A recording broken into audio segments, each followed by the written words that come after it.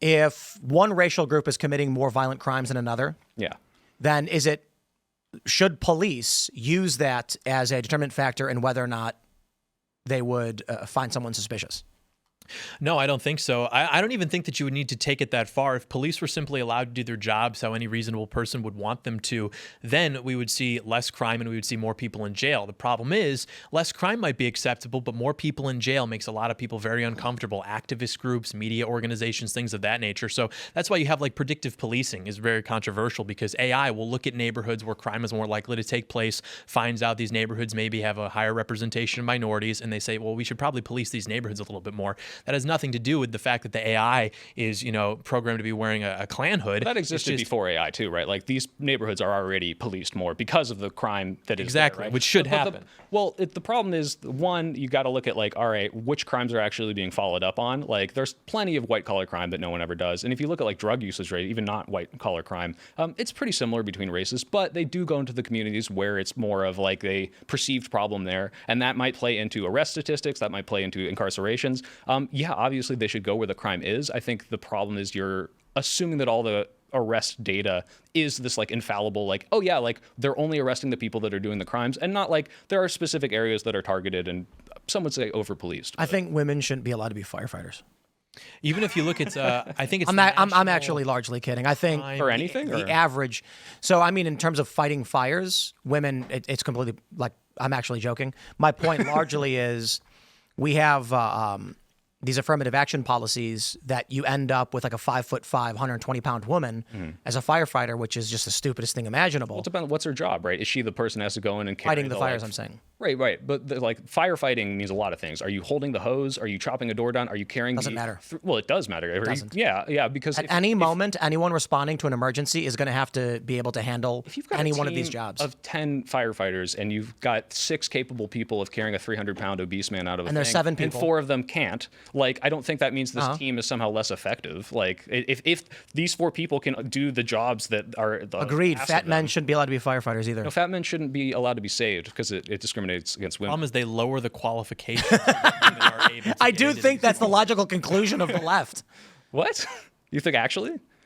If they're choosing to hire 5'5" women to do fire rescue, and there's a morbidly obese man, they're like, women can't carry him. Well, that's his fault for discriminating. I have a few friends that are like 5'5" Asian women with no muscles, and they actually do a pretty good job of being EMTs. However, obviously, that's very different. Stronger. Well, yes, but they do have to carry very fat people, is what I'm saying. And what I'm saying is, look, if you have a team of firefighters and one of them is not capable of lifting the 300-pound man up, if you could show me that this was less effective overall, like this is causing all these fat people to burn to death because, hey, this person can't carry him. Sure, okay, but it seems like there's a team of people. They all have different responsibilities. There's enough people that can do that heavy lifting thing. And I don't think they should lower the requirements for people if everyone is actually legally required to be able to do that. But if it's like, hey, you're carrying the hose, or hey, like you're getting the ladder up, like who cares? The issue tends to be, and the reason I bring it up is that what happens is the progressives will look at the outcome and then determine the system is sexist. So they'll say, hey, hold on. How come only 7% of the fire department in the city is female? They're clearly discriminating for some reason. They then look through it and they say the discrimination comes from the job requirements, which is you got to carry a 150-pound duffel bag over your shoulder through a simulated burning building, and women tend not to be able to do that. So we have to change the threshold so that it's fair for all people. If that's what they're doing, I would disagree with that. I mean, like, yeah, if they're, it's like the Navy SEALs example always brings up, where it's like, why are there no women Navy SEALs? And it's like, well, if they can't fucking pass the test, most men can't pass that test, they shouldn't be Navy SEALs. You shouldn't lower the requirement for some arbitrary like equality of outcome thing. But if it's, hey, these women on this job as firefighters can do these jobs that they're allocated to, and this doesn't affect the performance, I don't think there's anything wrong with that. I think the requirement to be a firefighter should be the first test is you got to open a pickle jar. Do you have one? You walk in and then they're like, you're applying for a job. Here's one pickle jar. And if you can't open it, get out. Yeah, that's the problem. I agree. And I think any firefighter would agree too. If like, you're all there, you're a unit doing jobs. I don't care if this woman maybe doesn't like bench what I bench, but they do lower the requirements, whether it's for firefighters, police officers. You have one requirement for the men, one requirement for the women, taking into account things like lower strength levels, lower endurance levels, perhaps.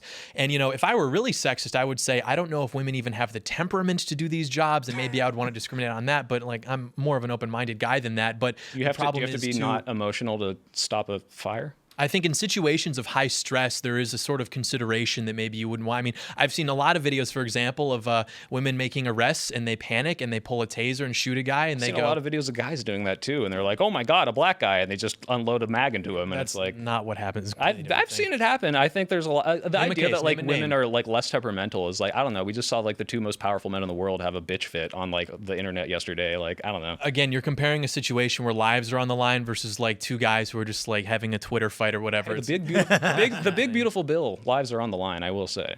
Okay, so we don't have to deviate from the point that, being, but- to achieve this outcome where we can have like an inclusive firefighting department or something does, as we see, require actually lowering those standards, which if people want fires to be fought properly, we can't have. And so, So this has happened, right? Like you're saying they've already lowered the standards. Yes. Is there some phenomenon of like fires not getting put out the way they should be because of this? Like I've never heard of that. If that's the case, I spent some time at a fire station. Actually, my buddy's that's dad not what I was, asked about your time. Well, at the fire what he's station. talking about is like this instance of where people just seem to be taking the job less seriously. Standards are being lowered. You have more accidents, things like that occurring. Guys are getting hurt. And I don't expect the media to necessarily pick up this story because it would be incompatible with this idea of, inclusivity. But They just like lie. Let's just be firing. real. Like, there's a trend of people putting up viral videos of female cops struggling to arrest like teenage guys, Oh yeah, and they're getting roasted for it. yeah, if their job is, if they're incapable of doing the job because of their physical strength, I don't think they should have that job. And like, there are plenty of cops I've seen. So that there are like, examples. right, those are examples. There People are people tend that are not like to like heavily film overweight, viral fires. You know what I mean? Like,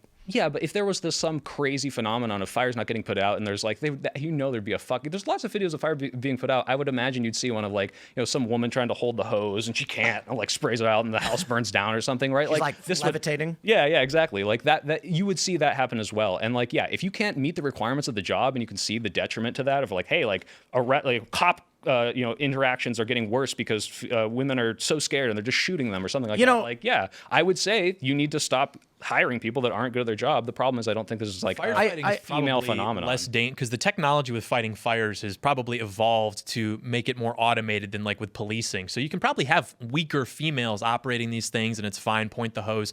But if you've got them policing, they're an autonomous body against another autonomous body. It's like you say, I mean, you see these videos and they just are simply incapable of executing, where even a fat cop who's like a guy can use his mass sort of to his advantage. Yeah, but the guy gets away. Yeah, Yeah, it depends on what like, I'm gonna sit on look you. at these examples of like, okay, this woman freaked out and shot a guy, and I probably agree. Like, That yeah, happens a she's a lot. bad cop, right? But if you're like, first of all, I come from a nice neighborhood, and it's like, okay, can a female cop stop a skateboarder from going into a place he's not supposed to be? Yeah, whatever. Like, this is very No, she different from. can't.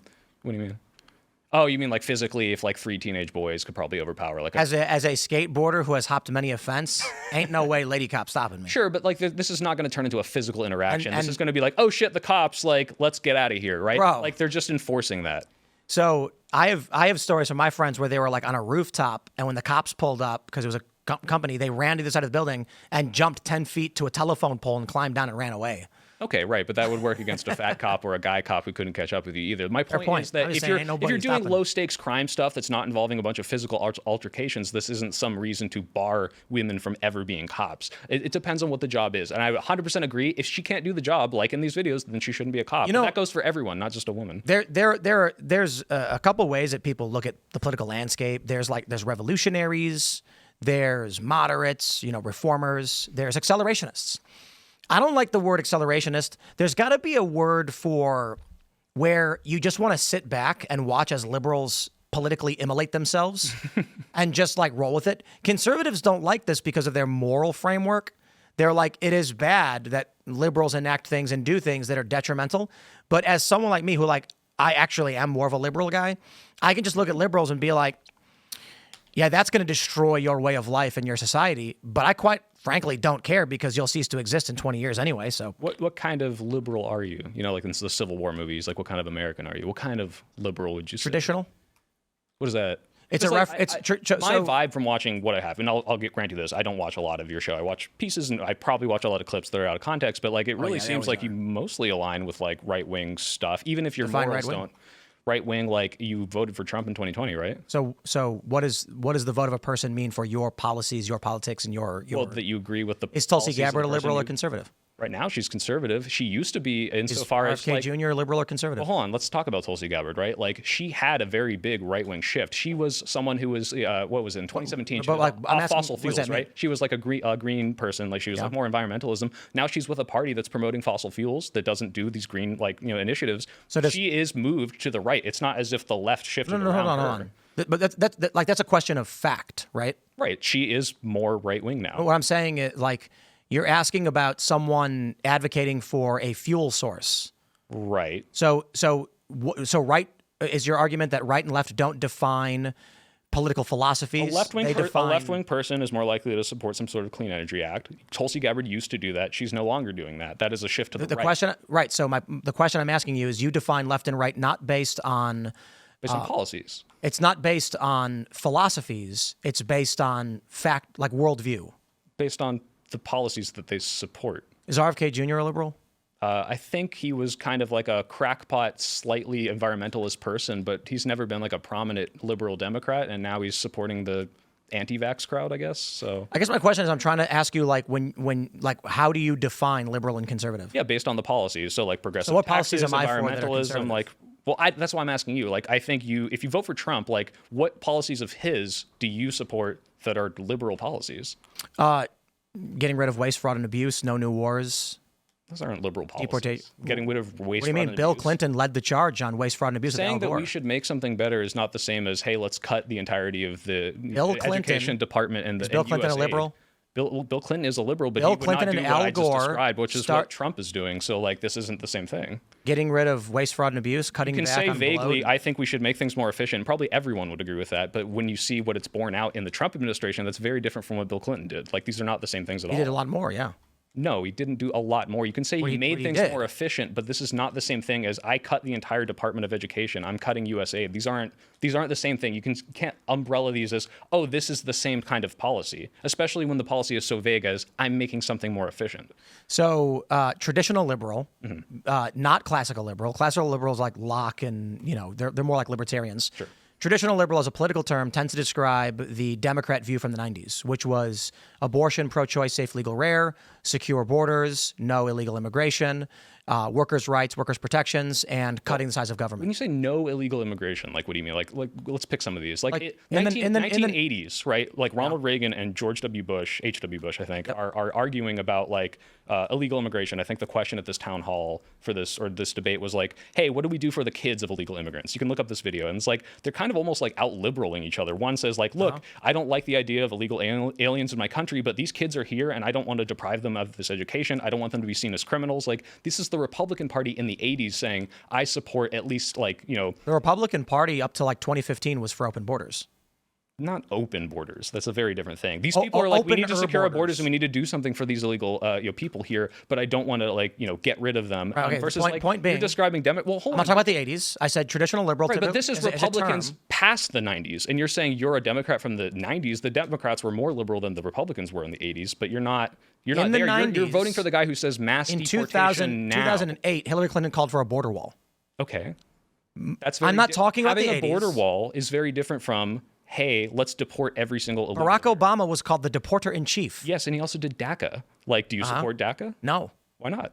Because you're an illegal immigrant. Right, so isn't this... And you're not so filing. You don't support Democrats from 20 years ago? No, I think it's like the idea that you would support literally everything everyone does all the time is a weird cultist mentality. No, sure. I'm not asking you to do that. I'm saying right, your so politics I am align a liberal with Trump today because Trump is a right-winger. He's not a liberal. So Trump was called a moderate when he first ran. Okay.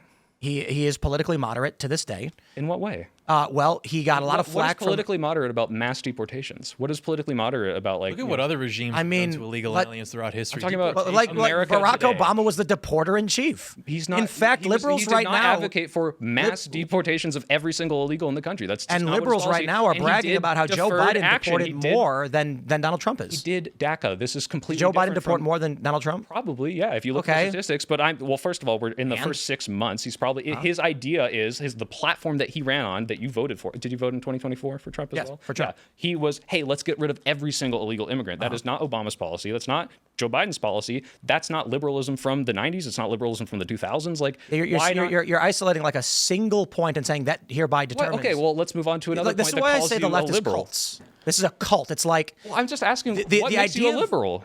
I'm pro-choice. I'm pro-progressive tax. But then you voted for Trump, who's trying to get rid of abortion everywhere. Like JD No, Vance, actually, JD Vance said, "I Donald want to Trump make got- it illegal nationwide." Right? And Donald Trump got tremendous flack from the pro-life side, who were saying Trump is not pro-life. in 2016, sure. No, in 2024. They said he's not pro-life enough. Yes, and they were saying don't vote for him. Okay, and now the party that you voted for is attempting to. Well, okay, John, do you want abortion to be legal, like across the whole country?